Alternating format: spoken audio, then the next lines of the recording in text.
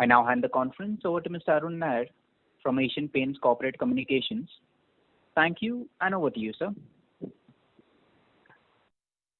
Good evening and welcome to Asian Paints Investor Conference Call for Q4 and 12-month FY20 results. First of all, sincere apologies for the delay in the call. On the call, the management side, we have Mr. Amit Syngle, Managing Director and CEO.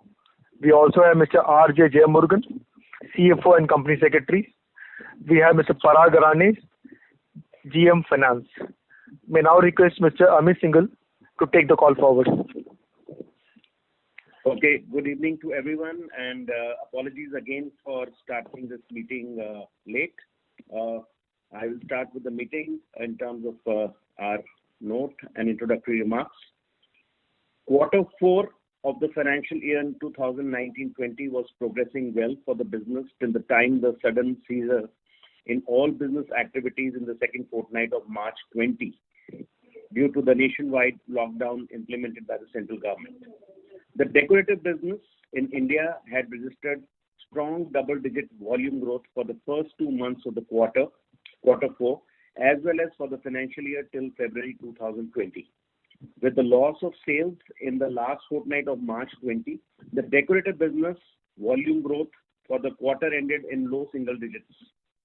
However, even with this loss in sales, we managed to end the year with a double-digit volume growth. Against this double-digit volume growth for the year, the value growth was in single digits as we continue to focus on growing the bottom of the pyramid with concentrated push on the upgradation emulsions as well as on gaining further share in the large undercoats market. We have also managed to grow the exterior textures, SmartCare waterproofing and adhesives categories strongly during the year. The focus on delivering decor through services like Paint Total and Beautiful Home Service has received wide acceptance with the channel partners as well as our customers. These efforts have served well in face of overall challenging demand conditions seen in the economy in the last few years.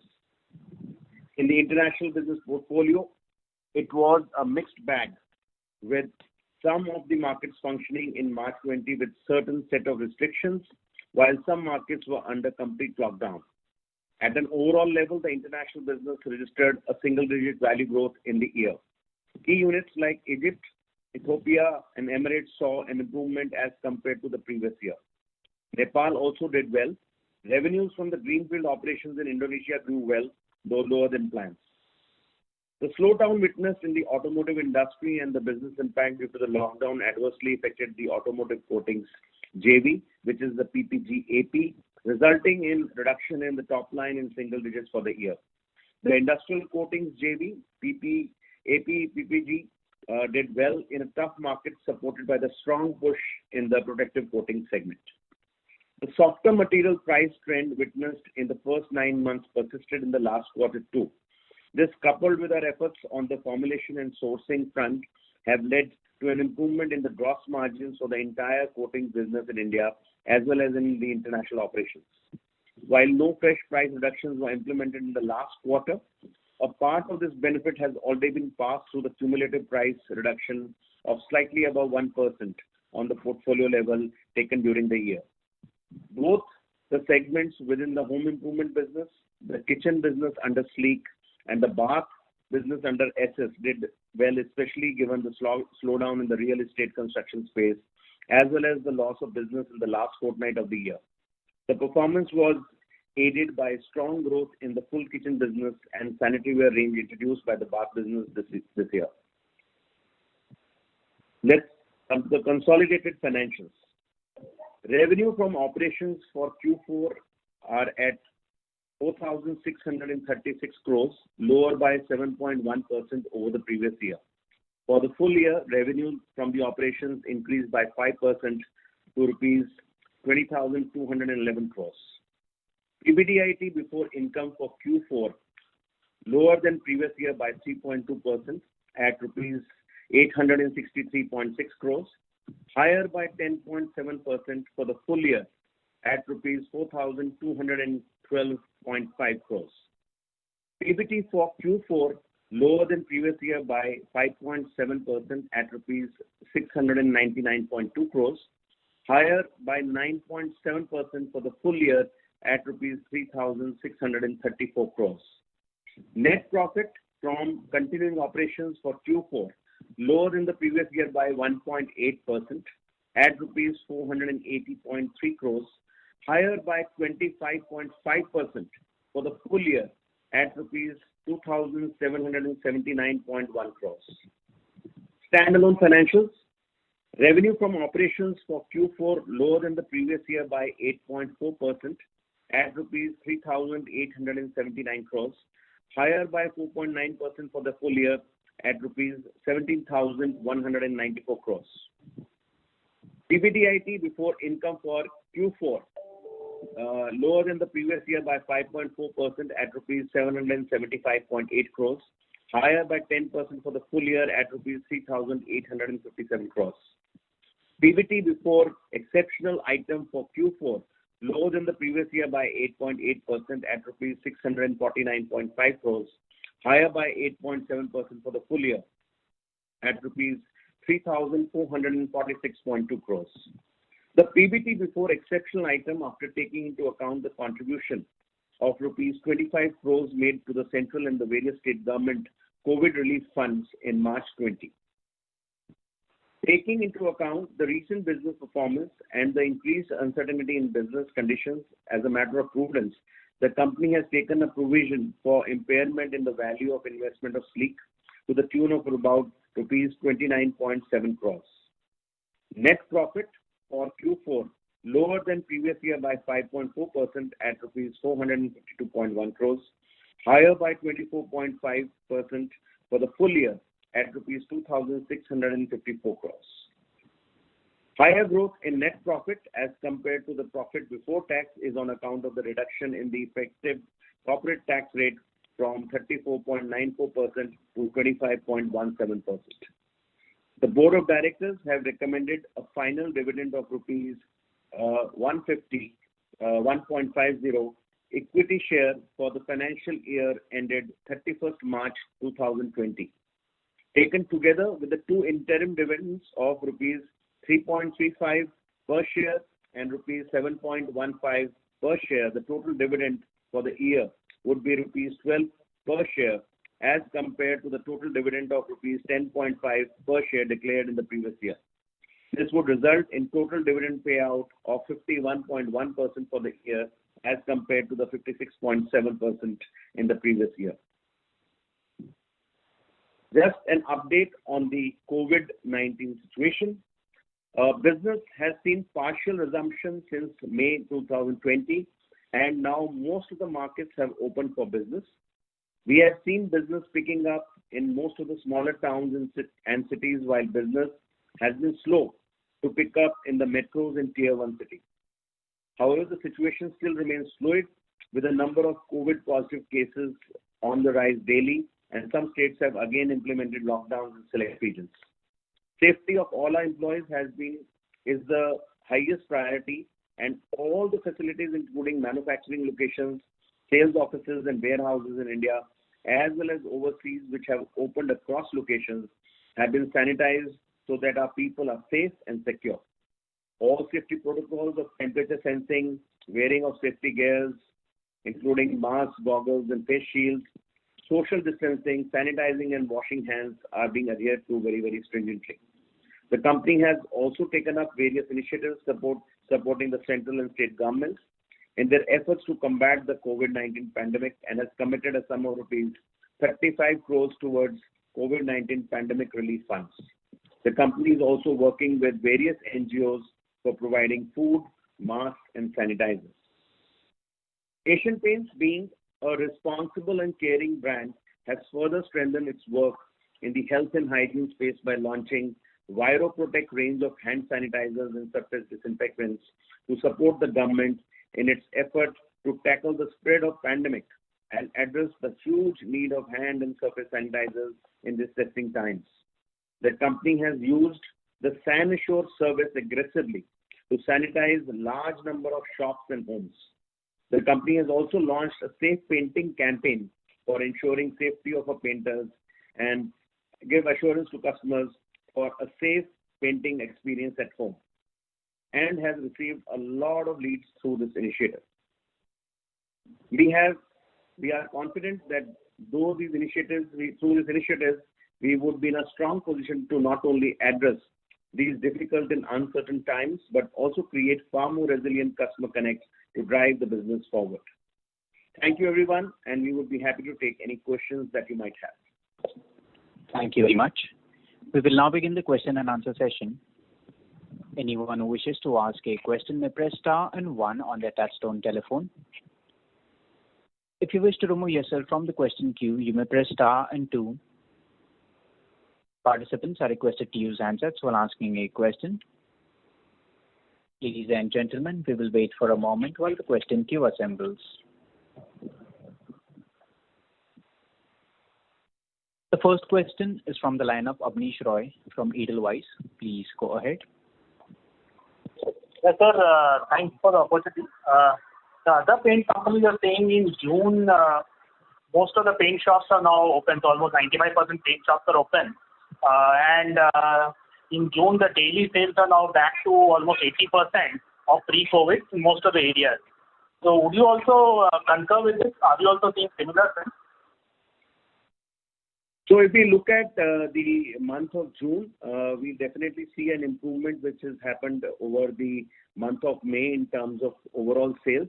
It will be very difficult to put a number to it, but I think there is definitely a good improvement over the May sales which is happening, and what we are seeing is that the consumer confidence is coming back. The only thing is that we have seen reinstatement of the lockdown in certain parts of the country in terms of TN and parts of Punjab. So we are still very uncertain in terms of how the market really fares. So one follow-up on the demand side, and this because you are being an expert here. So how do you see the demand in the medium term? Why I'm asking this is the jewelry company Titan said that because people will cut down on, say, overseas travel and other, or marriage also will be toned down, people will spend on jewelry. So in paint also, can that happen, that people will be spending more here because of feel-good factor? But can this become negated because of the social distancing norms which will apply in painting? So how do you see both the things, one positive, one negative? So how we see the overall thing, that the biggest, I think, the element would be that there would be two things which would be affecting it. One would be that paint is a discretionary spend, and it is up to the customer in terms of deciding what the priority is in terms of looking at it. Second, there would be a little bit of a paranoia in terms of getting someone from outside into your homes. And that is why we have looked at a safe painting campaign, so that we can give assurance to our customers that today whatever service we are offering is safe and they can get people inside their home for painting. The third area is that home is going to become a very, very strong place for socializing, and people will really value their home far more better in terms of an emotional connect than earlier. And given the fact that people are spending most of the time in the home, I think people will look at really making their homes more beautiful and joyful as they kind of go ahead. So given a combination of all that, we feel that, if the situation really improves, I think the demand should be back from the point of view of a consumer, so long as there is an assurance that the painting is safe and it kind of keeps away from them from any of the dangers of contracting any of the diseases. And the last question, on the margins, how do you see, essentially, do you need to take a price hike because 10% rupee depreciation and some custom duty in raw materials? Second is, would you delay the price hike because of the overall sentiment being very weak, job losses, salary cuts? So how do you see pricing and margins in the medium term? In fact, the margins have improved because of the raw material prices coming down and some very strong work which we have taken on the formulation and the sourcing front.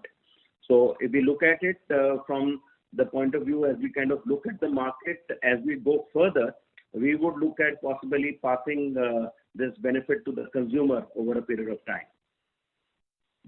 And any downtrading in this? Sorry? any downgrading of the product profile you think will happen? No. So what we see is that as the the market opens, there would be a consumer trend in terms of looking at value for money products slightly more as we see it to that extent. And therefore, what we see is that there could be some shift in the market in terms of people looking at going for a little bit better value for money products rather than super luxury products in the market. Okay, sir. Thank you. The next question is from the line of Yogesh Shah from Spark Capital. Please go ahead. Hi, this is Tejas Shah. Hi, sir. Thanks for the opportunity. So you mentioned that there will be a lot of safety and hygiene measures that you will take to ensure that customer safety and even the painter safety.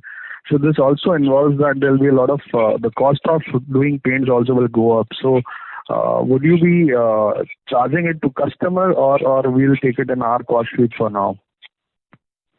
Okay, so largely when we have launched a safe painting campaign, what we do as part of the measure is we look at a lot of protective equipment given to the painters and look at sanitizing the place when people come in and when they leave. So by and large, we have tried to put it as a measure where there is largely no additional cost to the customer. There would be a minor 1,000 rupees to 1,500 rupees kind of a cost which can go up for a customer in terms of looking at all these safety measures. But overall, it is not a very big cost in terms of what we are looking at as a safe painting practice, and it is kind of built into the cost as we look at in terms of going. And not only this, we are also looking along with the safe painting a sanitizing service, which basically sanitizes the place of the customers in a big way. And we are trying to pitch all the services at a very affordable level so that the pressure and the burden on the customer is not very high. Sure. So second, in terms of some geographic color on the recovery, so I believe that your key markets, Tamil Nadu and Maharashtra, are still shut largely. So is it a fair assessment that at least in the recovery phase, your participation would be lesser than competition at this point? No, I don't think so. That would be the case because we are fairly strongly represented across the country. And what we see is that, across various markets, in fact, Tamil Nadu was open for a good number of days and it just kind of got into a lockdown for 10 days now. And even in terms of Maharashtra, besides the top cities, I think the other tier 3, tier 4 cities are open to that extent. But given our representation across geographies, whether they are in east or whether they are in south or whether they are in north and central, we think given the fact that overall we enjoy a better share, I think the comeback would be better for us as compared to competition. Sure. And so is this correct based on our channel check that East is relatively doing better than rest of India? Sorry? East India is doing relatively better than rest of India? No, I don't think so. That is a specific case. There is a little bit relativity into this. In fact, some of the states, even in south, are doing quite good. Karnataka is doing quite well in terms of the overall performance. And in east, when we look, northeast is doing better than possibly West Bengal and so on and so forth. So there are little differences all across the country, but you can't universally say that east is better than any other part of the country. Sure. And then lastly, if I may squeeze in one more. So do you think there will be any supply chain disruption because of the whole China crisis, and how much of our imported raw material will be exposed to China sourcing?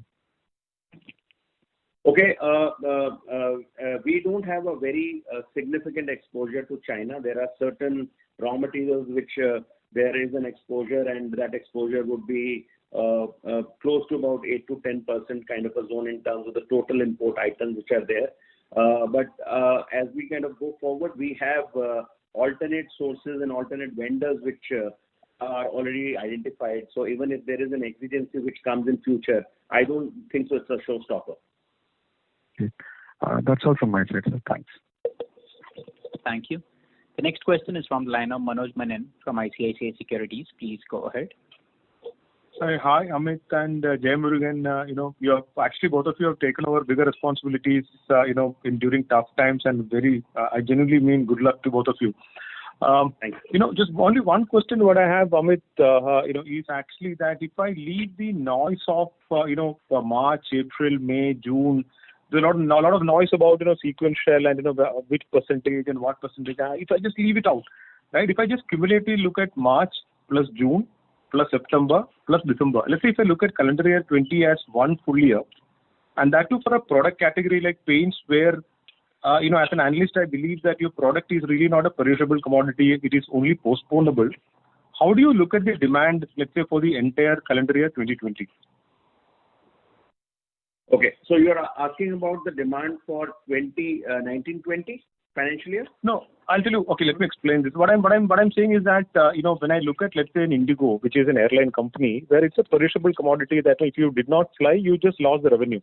But whereas in a paints, it's all about postponability of the product. If I did not paint today, Yeah. it is assumed that the consumer will paint tomorrow. So I just want to leave the noise out of the discussion. And if I look at cumulatively March quarter, June quarter, September quarter, and December, let's say if we look at calendar year 2020 as one block, how do you look at the demand for the entire year, entire 12 months? Again, while you are right that this is not a perishable commodity, and it's not that it's not postponable. But what really literally happens is that, for example, a lot of people paint before the monsoons, and they paint so that in the monsoons they are able to protect their houses and do waterproofing in their houses and so on and so forth. So what really happens is that some part of the demand is postponable, but some part of that demand is also gone, because then they would start to kind of look at painting in probably the next April-May cycle rather than looking at doing it in November-December. That is one. Second, there are occasions like marriages and other things which come in where the home painting kind of gets on, and to that extent possibly what really happens is those occasions also people might really kind of cancel the painting per se rather than just deferring it because the occasion is finished. But at the same time, there's a large maintenance sector, which obviously people are painting for giving their house a good look after say 4 years or 5 years kind of a thing. That is definitely recoverable, because people can postpone that demand and then can kind of do it at a later stage. Similarly, the new construction part, where the new construction is getting delayed, finally it will get painted sometime or the other, and therefore that is also a postponable kind of a scenario. So overall, if you look at from the calendar year point of view, there would be some part which will be postponable. There would be some part which would be subsumed at that point of time, and maybe it comes back after a year and a half. We don't know in terms of when it comes. So there is partially some sale lost. There is some good sale which is possibly postponable, and therefore it's a mixed bag. Understood, Amit. That is very helpful actually. And I have only one second question here: is the potential benefits of formalization, which I have observed anecdotally in few other consumer categories, and how relevant and relevant, I mean, for your industry at this point in time. Potential benefit of what? Formalization. The smaller paint companies struggling and the larger ones, growing, outperforming in times like this. Okay. So what are you saying is that during such times, larger companies would be more at advantage with the smaller companies, is what you're asking? Yeah, that's right. So essentially the formalization benefit, whether it is access to, the markets, access to working capital, et cetera, and I was told, by paint companies in the past that about 30% of the overall paint industry in India is informal. So I'm just trying to understand, is there any material delta change for formalization, which is feasible? What could have happened over, let's say, 3 or 5 years could now happen in 6 months? Very difficult to say that, such things would happen, because see, when we look at some of the smaller companies also, they are trying to, in their own way, fight back and look at in terms of whatever business they are able to get. Yes, they might get constrained with possibly not having the right amount of resources with them to that extent.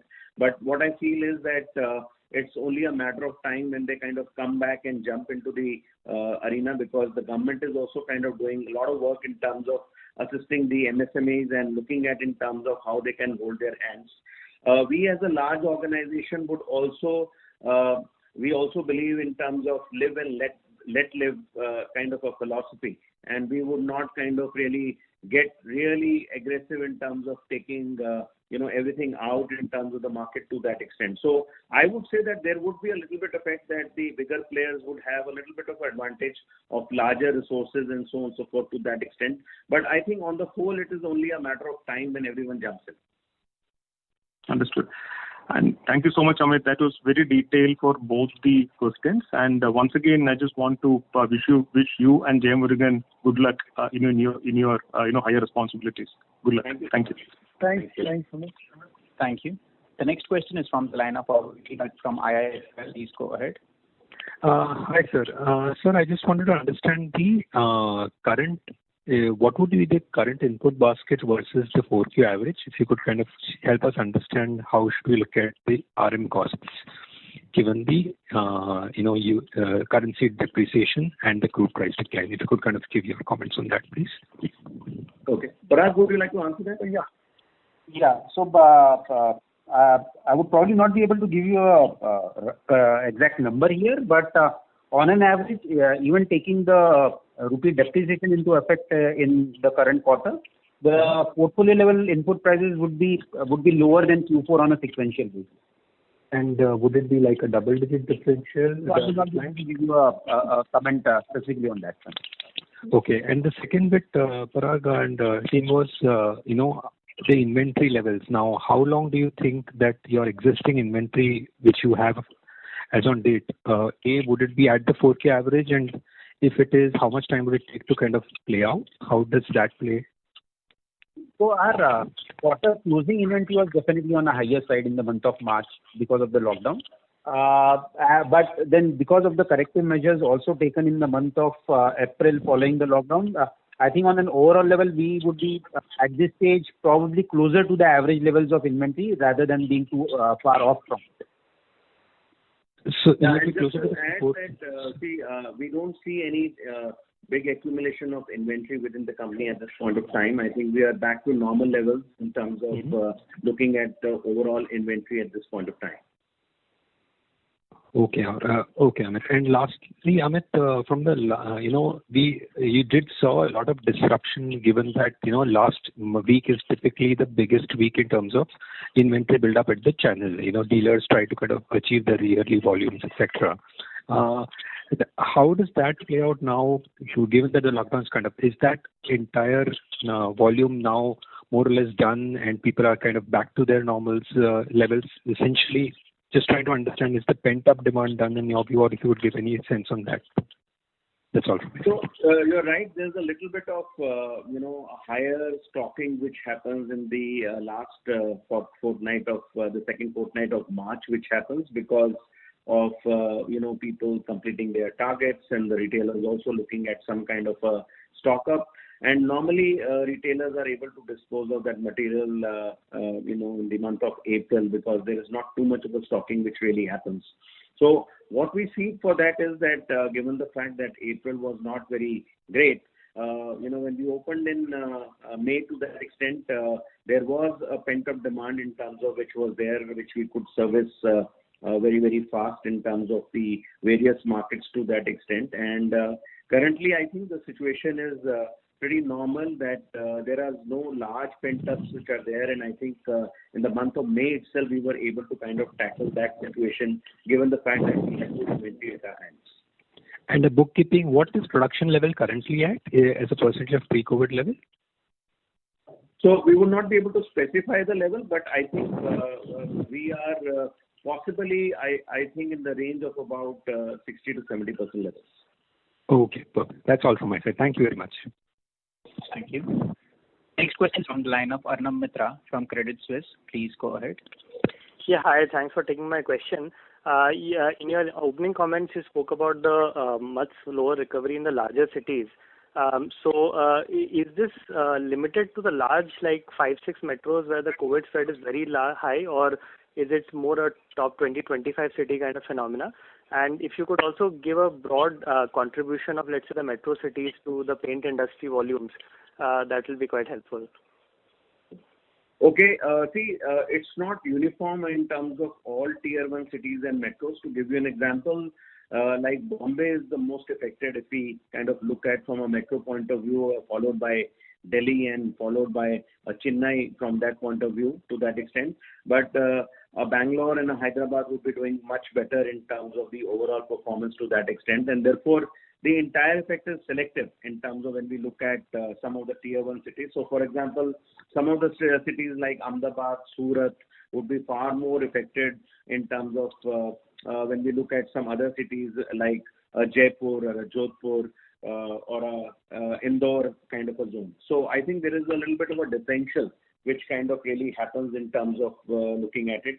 When we look at possibly the tier 1 and the metro cities to that extent, they contribute to a good number in terms of at least about a good 40 to 50% of the demand coming from there. But I think the smaller towns are also now equally good in terms of what they're able to overall contribute. But to repeat, basically it is not uniform that all tier 1 cities and all metros are basically not giving good business. Sure, thanks. And the second question was, throughout FY20, we saw your value growth being almost high single digit or double digit below your volume growth.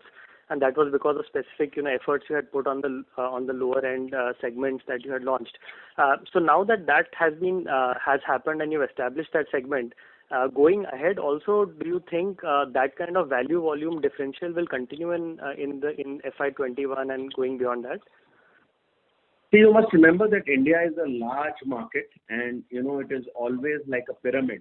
You always have the bottom of the pyramid, which is far broader and so on and so forth, and therefore there is always potential in terms of looking to convert a person who's on the bottom of the pyramid to come into the organized market and look at an upgradation product which really comes in. So from that point of view, we feel that that is always an upgradation which is a continuous possibility which will happen. And as we look at the coming years also, I think that opportunity would still exist in terms of continuing to upgrade the people from the lower set to an upper product, and from an upper product to a middle product, and from a middle product to the relatively premium and higher end product. So I think it's a continuous upgradation in a pyramid kind of a zone which happens, and I think it will continue. Okay, so just to clarify, so the 10% kind of gap that we saw in this year, is that significantly above what is a normal situation because you put in a lot of new products at the lower end this year? While, as you said, it's a continuous process, but the gap seems significantly higher this year in terms of value volume, though you had actually not taken a lot of price cut. This year we've ended up with a 11.2% volume growth and a value growth of about 5.5%. So the gap is close to about 6% if you see in terms of the overall thing. So I don't think so it is to the tune in terms of what you are mentioning. But what we see is that, as we kind of go forward, there will be definitely some differential between the volume and the value which will still exist as we kind of go forward. Okay, thanks and all the best from my side. Thank you. The next question is from the line of Prasad Deshmukh from Bank of America. Please go ahead. Good evening to all of you. Couple of questions. First, if you compare the growth trends in India markets versus, say, non-India markets where, it could be a do-it-yourself kind of a setup, how would you compare the two? I don't know in what context you are asking, but if you look at the two markets are totally non-comparable, because given the Indian GDP, and if you take a country like UK, where the GDP is just about 1 or 2% in terms of the overall growth would be far lesser from that. No, I'm not asking about long-term growth. I'm just talking about pre-COVID, post-COVID comparison. So obviously, I think in any country where there is a DIY percentage which is higher, they would be lesser affected in terms of looking at their painting demands getting affected because the consumers are able to buy it themselves and do it in their houses as compared to letting someone into their houses to that extent. So the paranoia of getting a stranger into your house to kind of do painting is not there, and therefore in any country where there is a DIY component which is higher would under these circumstances do better. So, assuming that this paranoia continues throughout FY21, do you see a possibility of do-it-yourself market actually emerging in India, or other companies like say Asian Paints at least communicating to consumer that okay, that is also a possibility? See, first of all, I think there are ways and means of addressing the paranoia, and we are seeing now the market really opening up. And we are already seeing that people are stepping out on the roads, and a little bit of normalcy which has come in despite the cases happening, because I think people are learning to live with it as we kind of go ahead. And therefore what we see is that this paranoia will decrease and people will start getting painters inside their homes. And we have already seen that in the month of June, after we have launched the campaign, we've got a huge number of leads from people in terms of asking them to kind of do the painting within their homes. That is one. Second, what I see is that, over a period of time, this DIY as a concept is a slight difficult concept from an Indian point of view, because we are still a brick and mortar kind of construction. And what really happens in our type of construction, that the substrate conditions are pretty bad in terms of the repainting exercise, which involves a lot of repair. And therefore, from the consumer's point of view, it's not so easy to kind of do everything yourself to that extent. So there could be smaller zones in terms of doing photo frames and doing small pieces of furniture and looking at doing small designs and stencils kind of a zone. But the larger painting shifting to a DIY is a little bit of a remote possibility. And so second question on labor availability. We keep hearing 70% of paint jobs, especially in metros, are done by migrant labor. Could you please just give some color as to what kind of what is that number, ballpark, and what kind of availability we are seeing right now? Okay. Currently what we are seeing is a little bit of an encouraging trend with lots of people tending to come back. First of all, at a lot of our manufacturing places, we find that a lot of people have started to come back because there is an assurance of the job which is there, and assurance of earning money which really comes in, because a lot of people will not be able to stay without money for a very, very long time.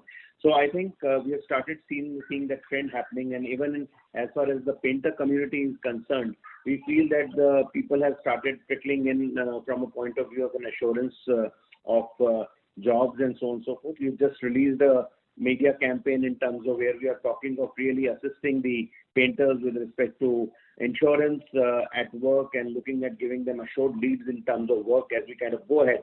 So overall, what I feel is that even after holy month of Ramzan is also over, we are seeing that a lot of people have started to come back.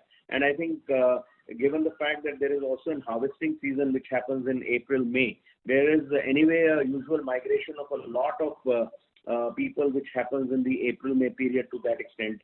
So what we feel is that people have started to come back. And I think if the situation kind of improves, we will have lots of people coming back by July and August. Got it. Thanks a lot. Thank you. The next question is from the line of Shirish Pardeshi from Centrum Broking. Please go ahead. Yeah, hi Amit and Jay Murugan. Thanks for the opportunity and welcome to the new position. I have a couple of questions. The first question is that you have given some commentary on India business in May and June. Can you comment how the situation is in international markets? Okay. So when you look at the international markets, the Indian subcontinent, which is the Southern Asian market, is possibly a reflection in terms of how India is. So if you look at Sri Lanka, Bangladesh and Nepal, they pretty much replicate in terms of conditions which are there in India to that extent. Otherwise, in terms of when we look at the other geographies in Africa and the Middle East today, I think those economies are doing much better because they've not had prolonged lockdowns, and we've seen even in March, a lot of them were not closed. So, geographies like Ethiopia, Egypt, the UAE, entire Middle East, in fact, are pretty good in terms of the overall business, in terms of what is going on. And we feel that those countries have been continuing and not been too much affected in terms of this entire COVID-19 issue. Indonesia is a little bit more affected as compared to the other cities, and to some extent relatively less than India, but Indonesia is definitely a little more affected. Okay. And my last question is on you said that your 11% volume growth is for full year. Yeah. Yeah. So can you specify what is the Jan, Feb, and separately for March? No, that would be difficult to do. You have the figures in terms of the what it looks like for the quarter 4 and the other quarters earlier, which we have spoken. But generally, this difference has been in the range of about 6 to 8% kind of a zone, and it is totally dependent in terms of the push which we are making in terms of some of those upgradation categories and the undercoats which we have been focusing on very, very strongly, and that is something which is what I commented earlier. Okay. Just last follow-up on that. Have you taken any price correction in the, say, May and June month? No, we have not. So last correction which was taken was in the month of January? No, the last correction was taken as on 1st of December. Okay. Q3 of last year. Okay, thank you. Thank you. The next question is from the line of Aditya Soman from Goldman Sachs. Please go ahead. Hi, good evening, and thanks for the opportunity. So firstly, in terms of this push in the lower end segment, has it also been partly driven by the fact that you've also increased capacity quite meaningfully, so it's just better utilization of capacity, and there is a large market which historically you may or may not have tapped as aggressively? Sorry, I didn't comprehend your question, please. Yeah, I mean, you had a significant capacity increase about 15 to 18 months ago. So has this push over the last 4 quarters at the lower end of the market been a function of that capacity increase where, one, you're obviously closer to the market, which makes it easier for you to push these lower end products? No, I don't think so. It is more strategic too in terms of how we kind of see in terms of business going ahead and then looking at a certain demand of the market and a certain thing where we can grow the market. You must remember that we are a large player, and for us, growing the market is a more better strategy rather than looking at in terms of taking the share from the market. So I think from our point of view, we keep on figuring out segments where we can tend to grow and so on and so forth, and it has no linkage in terms of since that we have created a market, we have to force a certain product in the market. I understand, very clear. And then secondly, in terms of price cuts, any reason you've stayed away from price cuts since December, given that we've seen a significant reduction in input costs? So as we said that as we kind of look at the year going forward, we will definitely look at passing some of the costs in terms of the material costs which are there to that extent, which is the advantage which we have got, and we will do at the opportune time as the markets really open. Thank you. And is there any risk that some of your competitors could do this more aggressively, or if they could increase, say, channel margins? Would that be a cause of concern for you, or you're not seeing anything of that sort at this point? It's a free world. They can do whatever they want. Fair enough. Thank you. Thank you. The next question is from the line of Mudit Kabra from HEM Securities Limited. Please go ahead. Hello everyone. Good evening and thank you for the opportunity. Broadly, my question has been answered, but getting into specifics, how much of titanium dioxide, which is butyl, is sourced from China and how much of it is sourced locally? We cannot give those details breakups. Okay. And the next question is, what is the company's CapEx plan for FY21? Sorry, we lost you. My second question is, what is the company's CapEx plan for FY21? Okay, so we are looking at a CapEx which is more right now dependent on quarter to quarter kind of a thing, and we are looking at the situation in terms of how it kind of goes. So we are playing it by the year in terms of how it comes in. At the moment, we are looking at spending on items which are really urgent and necessary as we kind of go ahead, and we will keep on looking at reviewing this number as we kind of go ahead. Okay, thank you. And my third and the last question is, what kind of impact do the company sees on the rural-urban ratio, which I believe was 50-50 up till previous year? So what we feel is that for the interim till the time some of the urban markets are affected, obviously the contribution from the rural markets would kind of really increase to that extent. But over a period of time, I think it will come to what it has been earlier. Okay, thank you so much. Thank you. The next question is from the line of Amit Sachdeva from HSBC. Please go ahead. Hi, sir. Good evening, and thank you for taking my question. So, first question is basically, obviously, in this lockdown, most of the things have shut down. Dealers, everyone would face a crunch. So, in this process, I assume that most companies have stepped up the efforts to, basically support the ecosystem. Basically suppliers or dealers or anyone, whether in terms of credit or in terms of protecting the painter community from getting completely disrupted. So I assume that you made a lot of effort there as well, but how do you see it panning out with your competition as well in this quest of protecting the ecosystem, if I may say? What effort you have made and what efforts relative to the competition may have made? But what I'm coming from is that when the channel filling happens again, as you also point out that in recovery you think that you will do better than others. Is it because of the lot of effort that has gone in the ecosystem protection, and how this is panning out in terms of cost and benefits for you?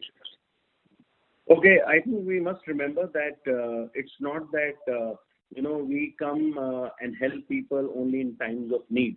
See, it's a relationship which any organization builds over a period of time with its customers, and it's all stakeholders which are there to that extent. And I think Asian Paints has been on the forefront in terms of building relationships with either vendors or influencers or retailers or any of the people who are the stakeholders in the entire business, including the customers. So what we have done is that even during this point of time, we have not been behind, and we have looked at in terms of passing huge amount of monies to our retailers, so which was the money which could have accrued to them in another 3 to 4 months. And we have looked at settling the accounts very, very fast so that people have the liquidity in terms of being comfortable and the anxiety levels going down. Secondly, what we have really looked at is being there with them in terms of times of emergency, whether it is aiding them with any medical help or ambulance or anything which is required. We have been always there. We have a 24/7 helpline which really takes care of any of the needs of the retailers which kind of come up. As and when they kind of just opened their shops, we looked at offering free sanitizing of their shops to them. We also looked at providing insurance, a much better insurance package to all their workers who were coming to the shops. We even looked at providing insurance packages to the contractors and the painters who are connected with their shops. We even provided them with a new layer of credit so that they are able to kind of feel easy in this environment to that extent, and also aided them by providing them a lot of business leads by doing various communication initiatives like the Safe Painting, and we have launched a new initiative called the SaniSure, which is the sanitization services which we have started overall. So the idea is to even give them more and more business as we kind of keep on going ahead and look at improving that relationship forward in terms of going. So I think the list goes on in terms of the work which we have done, and that's a continuous work. We don't look at it from the point of view of this, because it is pandemic we are working, but I think that's the kind of intention and the relationship of Asian Paints that we keep on doing that to that extent. And when we do this kind of work, we always see that competition really follows a lot of stuff which we do to that extent. But I think it's a question of who does it more and who does it better. Sure. So I assume that you've done a great job, and best of luck for that. So Amit, thanks. That's very, very, very helpful.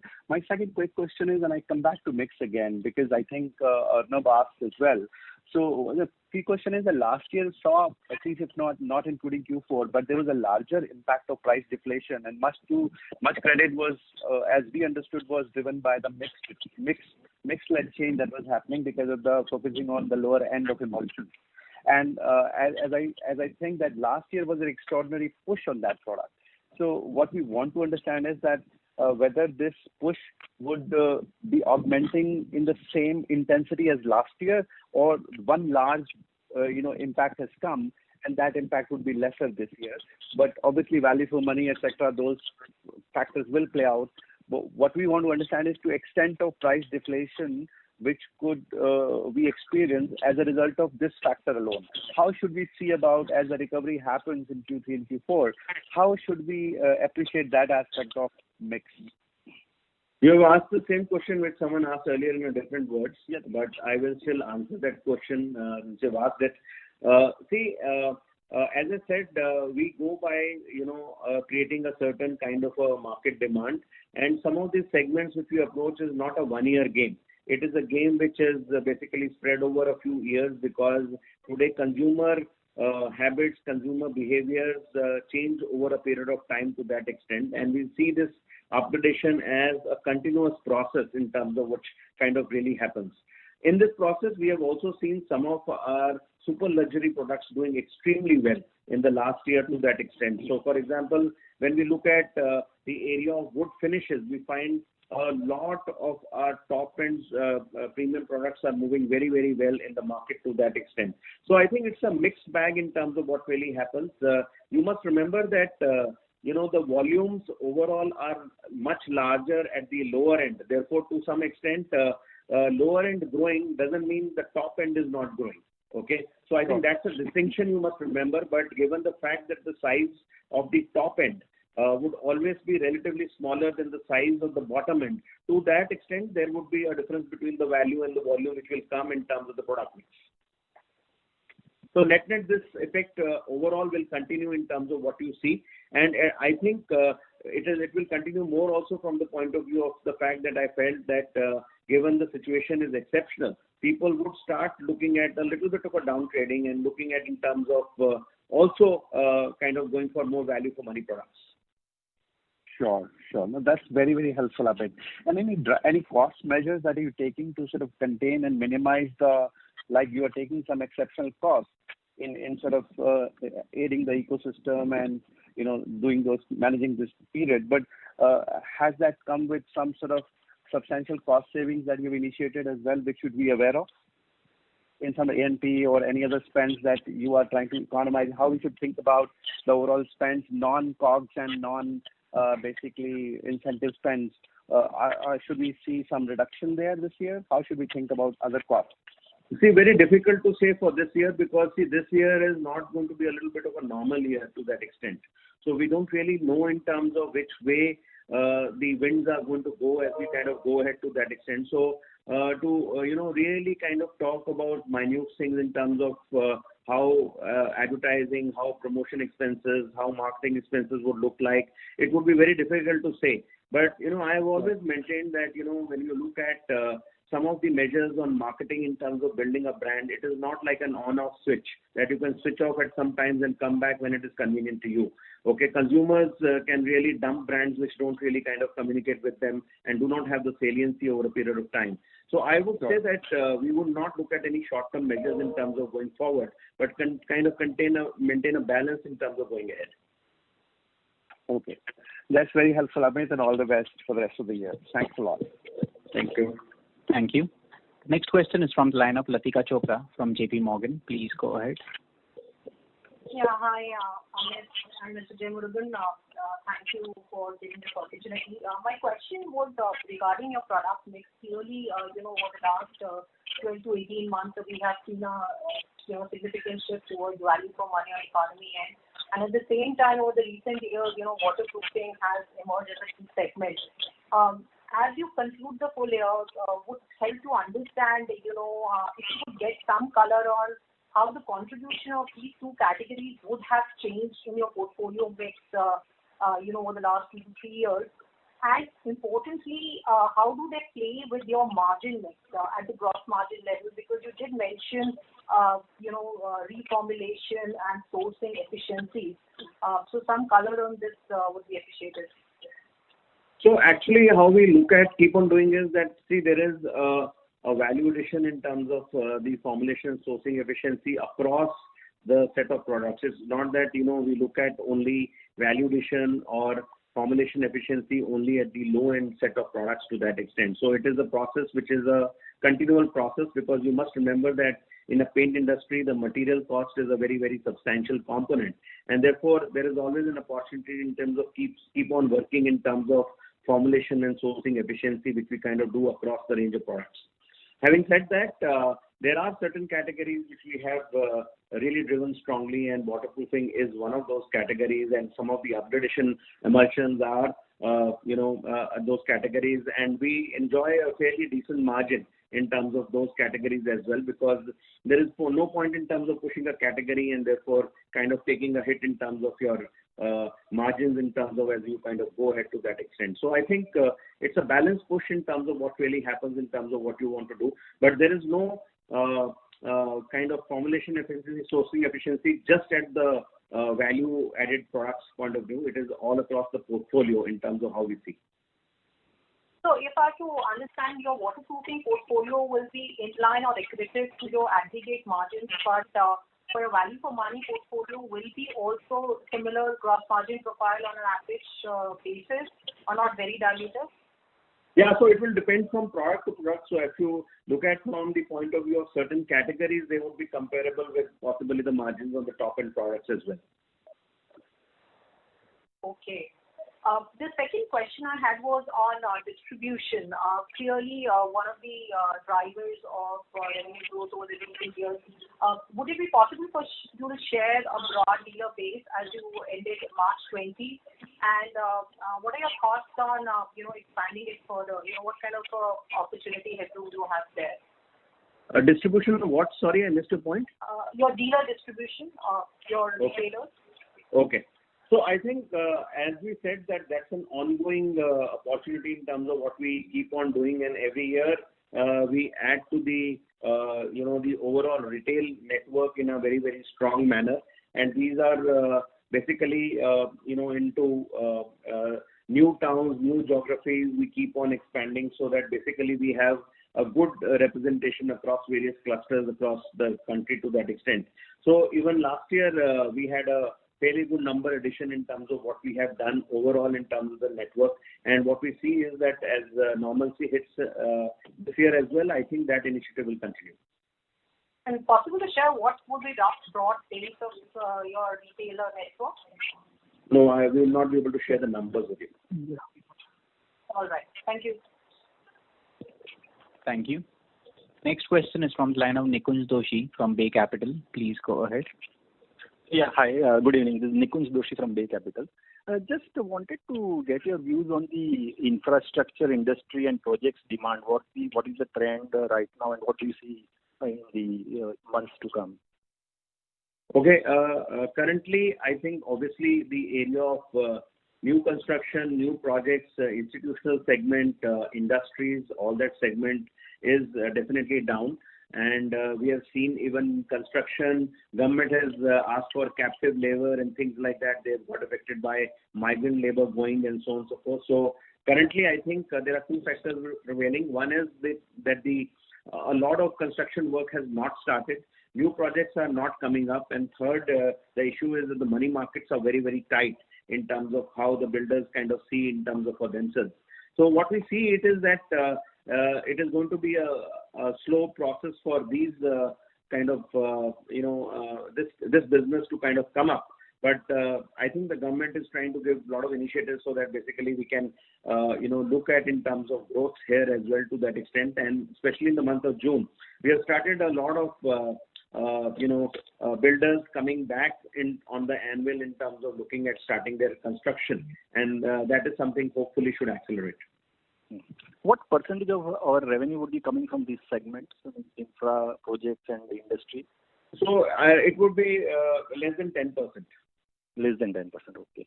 And in terms of the waterproofing product portfolio, if you have to compare the product range with, say, Pidilite, Dr. Fixit, do we have any gaps in terms of the product range, or we have all the products that perhaps Dr. Fixit has? Okay. See, as an organization, how we work is that we basically look at the more consumer and what consumer is asking for, and do we have a product to give from a consumer's perspective in terms of giving a solution to the customer.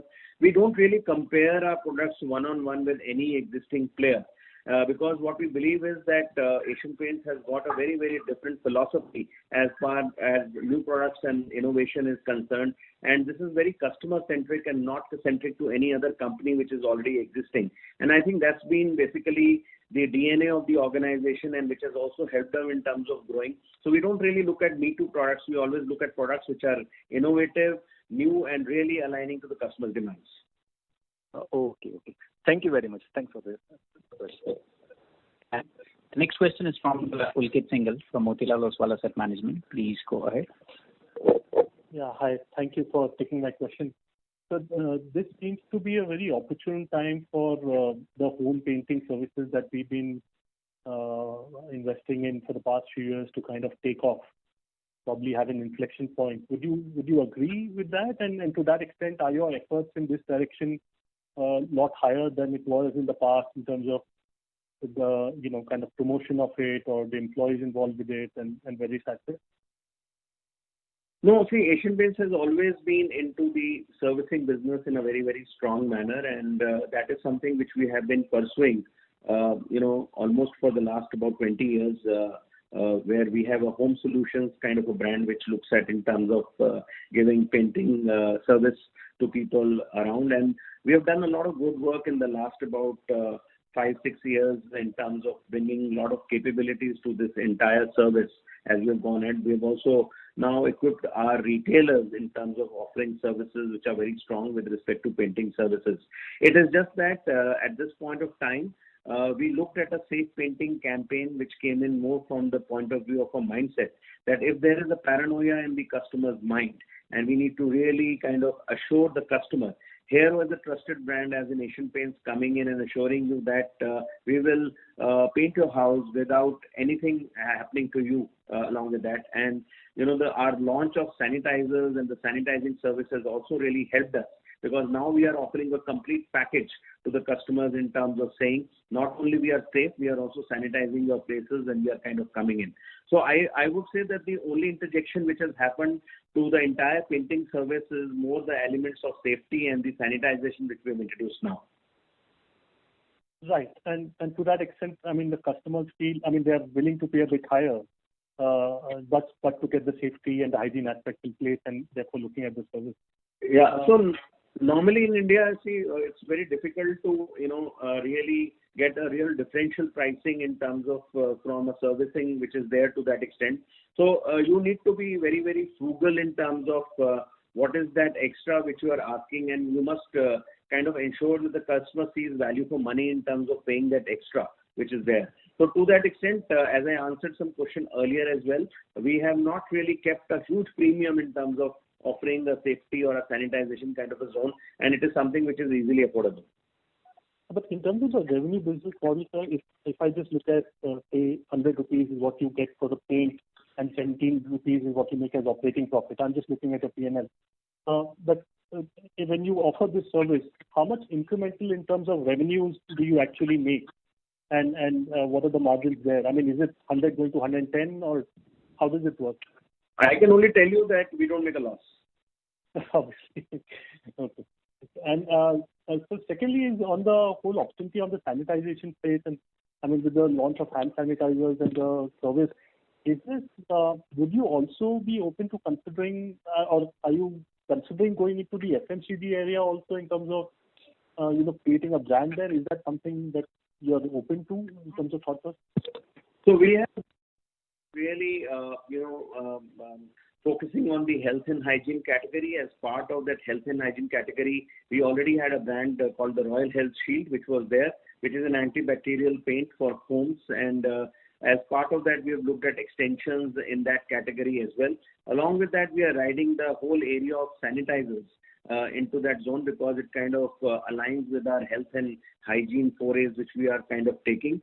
We have also set up a parallel distribution system in terms of reaching out to to the FMCG distributors and looking at in terms of going to the normal FMCG shops to that extent. And therefore, we are looking at this business kind of seriously as we are going ahead. And therefore, soaps and hand washes could also be an extension at some point in the future? We have not thought about it. Got it. Thank you for answering my questions. Thank you. The next question is from the line of Yogesh Shah from Spark Capital. Please go ahead. Hi, sir. One follow-up. So the last quarter, you had said that CCI proceeding was relatively new. So any update on the same and any contingent liability we had to provide for it? No, we have not provided any liability, and I think there has been no kind of follow-up on that. Okay. And sir, just in relation to the previous question, I believe you have also entered into PP segments. So is this largely a social obligation or a CSR activity that we have taken on ourselves, or we are seeing a business case also around all these launches? So we were already in terms of the PPs because some of the products like wood finishes and other things are largely sprayed in the market, and from the point of view of caring for our painters and contractors, we used to anyway kind of get into providing them masks and so on and so forth, so that their health is kind of taken care of.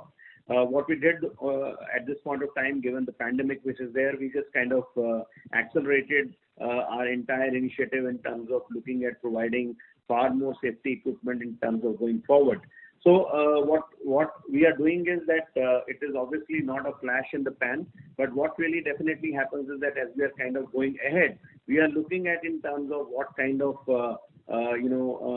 safety equipment is something which is sustainable as we kind of go ahead. Masks definitely are required as far as painting is concerned in terms of looking at it, and so is the sanitizing liquids and other options which are there. That's all from my side, sir. Thanks and all the best. Thank you. The next question is from the line of Young Ken from Tokio Marine. Please go ahead. Yes, I'd like to ask about the sanitizer business. Can you provide any revenue guidance or profit guidance? And since it's a new business segment where you are building new distribution networks, is that a business that might be loss-making in the beginning? Could you provide some guidance on that? So we got into this business at the behest of the government, and the entire purpose of starting was more in terms of looking at a point of view of helping the government and looking at helping the NGOs. So we started this business at a very short notice in terms of looking at getting into it, but it kind of aligned with our health and hygiene kind of a business going ahead. So currently, how we are looking at is we are kind of just catering to the demand in terms of the huge demand which is in the market. We have not really sized up in terms of how much we would like to kind of do and what is the kind of number which we have in mind in terms of going forward. But yes, we are looking at in terms of catering to the market demand in a very strong way, and we have introduced some innovative products as well in the entire segment. So I think the entire goal is not to kind of look at some very high revenue number, but look at in terms of sanitizing becoming a very strong part of our safe painting activity, and look at our alignment with the home. The whole home sanitization becoming a very, very strong initiative in terms of going ahead. Okay, great. And my second question is on the CCI, the news item. Is there any update you can give us on that? I just answered that question. There's no updates post that because I think of the Okay. Okay, thank you. That's all. Thank you very much. All the best. Thank you. Next question is from the line of Ashit Desai from NK Global. Please go ahead. Yeah, hi. Thanks for taking my question. My question was on trade schemes, discounts. If you could give some color on what's the kind of competitive activity, and in this kind of scenario, are you able to cut back on these spends, or you have to spend more to get painters and other workers back to their jobs? Okay, so as I was saying that there is definitely some additional spends which are there from the point of view of looking at providing some of the things to help our stakeholders, the painters everywhere. To that extent, we have extended some insurances. We have started looking at in terms of even providing the safety equipment to a lot of painters and to our retailers to that extent. So I think that is definitely a cost which comes onto the system, but I think that is cost well spent because it's a case of building relationships in terms of going ahead to that extent. As far as discounting is concerned, yes, to some extent, some discounting has been there, which is a little bit kind of attractive propositions to really boost the confidence of the retailers to that extent. But there is nothing which is so extraordinary which is there, but definitely there is a little bit of an incentivization which is higher in this period. Got it. And my second question is, if I remember correctly, I think you talked about Q4 volume growth to be in low single digits.